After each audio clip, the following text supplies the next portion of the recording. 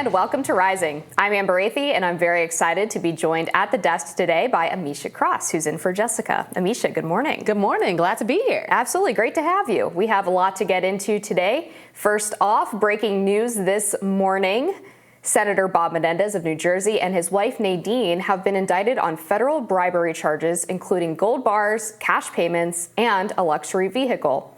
Menendez, a Democrat and chairman of the Senate Foreign Relations Committee, was charged with conspiracy to commit bribery, honest services fraud, and extortion under color of official right. Per the indictment, the senator and his wife took bribes from 3 businessmen, including cash, gold bars, mortgage payments, and a luxury vehicle. Now, this is the second time that corruption charges have been brought against Menendez. Just under 6 years ago, the senator successfully fought off an indictment also related to alleged bribes. That trial ended in a hung jury. Now, this is all we know right now. We'll continue to bring you updates as we learn them. The U.S. Attorney's Office in Manhattan has scheduled a press conference for 11 a.m. to discuss the indictment. This is not the first time, of course, that Senator Menendez has found himself in hot water facing an indictment, specifically on bribery charges. His previous indictment ended in a hung jury trial. That was in 2018. And according to this new indictment, these additional allegations of bribery would have started shortly afterwards. So it's a little wild to me that maybe he didn't learn his lesson, maybe take that hung jury as a sign that it was time to clean up his act and get things in order. But of course, he's innocent until proven guilty. We'll see what comes of an eventual trial.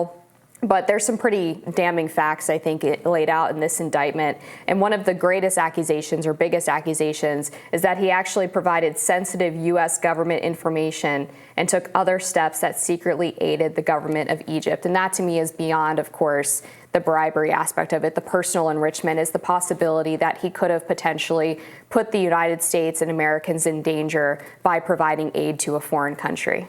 No, absolutely, and I agree with you.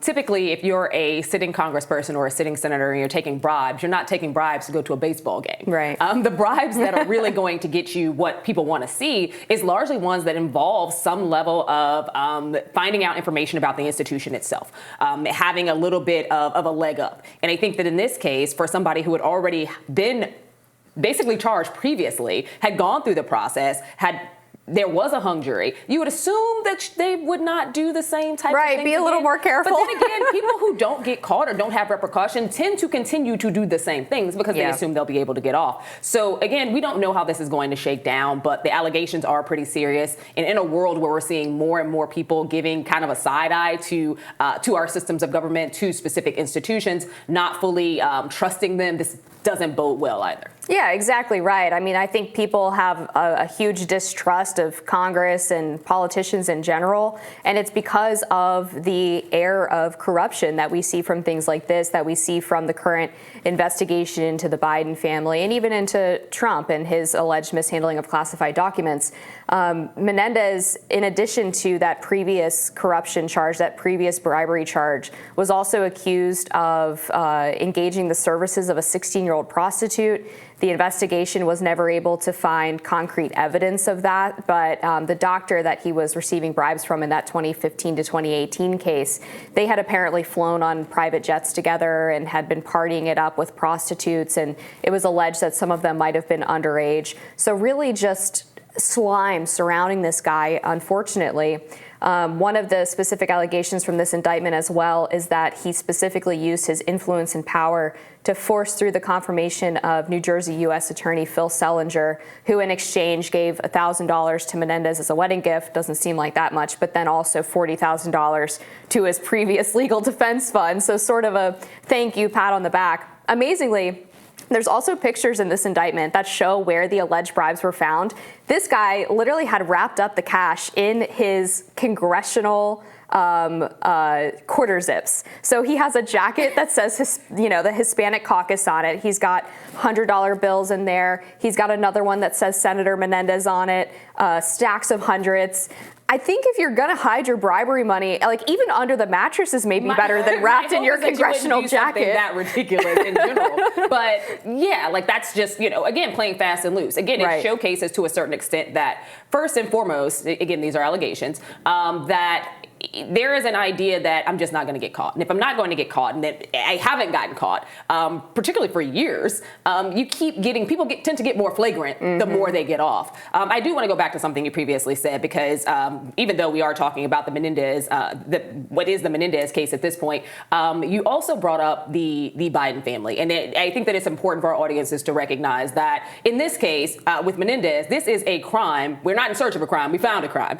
Whether or not it's actually proven, whether or not he's found guilty, are two different things. In the Biden case, we're seeing a concerted effort to go after Hunter Biden. Hunter Biden has been accused of, and he's still got to go through the trial process for the things that he's going to face. But thus far, as it relates to a potential impeachment for the president, it is an impeachment in search of a crime, not an impeachment that currently has one, and not an impeachment that has actually gone through the process yet. So I do think that we need to level set here, because we do know that Hunter Biden has been charged with crimes. Thus far, President Biden, nothing has been able to be connected to Hunter. There has not been any level of conversation around it aside from conservative media sources, and we just do not have that link. Oh, I would disagree that there's not a link between the president and Hunter. I mean, you have an evidentiary link. The link currently between him is that he is his father. Well, disagree, because there is the testimony from Hunter's former business partner, Devin Archer, that the president did, in fact, when he was vice president, jump on several business meetings with Hunter.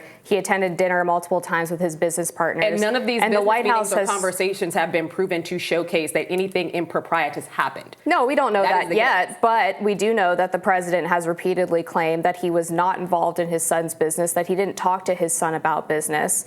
And then yet we have these new pieces of evidence that show that he was involved, at least to some extent, in Hunter's business. And so I think it's totally fair for Republicans to investigate that, because there is a level of influence trading here. There's a web of shell companies. Again, there's no evidence to these things. Well, I'm explaining the evidence, if you let me finish. That's not evidence. There were greetings that were given by the president. That is not evidence of there being any type of criminal activity. And the Republicans have been working on this for the past 2.5, 3 years, possibly longer, and have yet to be able to actually come up with said evidence. Thus far, it's just been a whole lot of innuendo.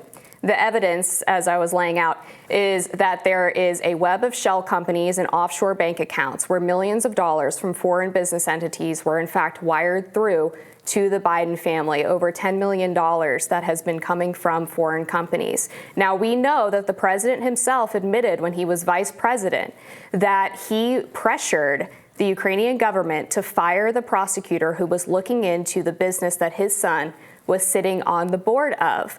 Now, at the same time, there's allegations and evidence from whistleblowers and confidential informants within the FBI that were considered credible that Burisma, at the same time this was occurring, was giving millions of dollars to Hunter Biden, in addition to an additional bribe to the full Biden family. So that's evidence. It might be circumstantial. There might not be a smoking gun, but that is evidence. There is no smoking gun, and quite frankly, there is not smoke, other than, again, what we hear from conservative outlets. If there was evidence, we would have seen this pressed a long time ago. We have not. They're still looking. They're still searching. They're still publishing as many op-eds and articles as they can. And thus far, all of their witnesses have also been criminals.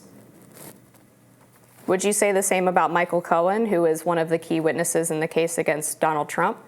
I would say Michael Cohen is definitely a shady individual. Yeah, I agree. But that doesn't mean necessarily that what they're alleging is incorrect. But Michael Cohen was not the only person who has actually been brought to the table in the case against Donald Trump, nor his multiple indictments in several jurisdictions. My point is that Devin Archer's testimony is not standing alone. Again, there's the paper trail of where the money moved from the foreign businesses to the Biden family, as well as the president's own words on camera about what he did with the prosecutor of Ukraine while his son was on the company that was being investigated. He was going to be removed and had been investigated to be removed before Biden. So this prosecutor for Ukraine was not someone who was going to stand regardless. So I think that, again, these are very loose connections that you're trying to bring together. And it's frustrating because, again, we have to make a real faith argument. And that argument that is leading down multiple different areas of innuendo is not one that leads to an actual criminal conviction. It's one that is a waste of America's time, one that we've consistently seen the American public basically move on from because there has not been a smoking gun at all,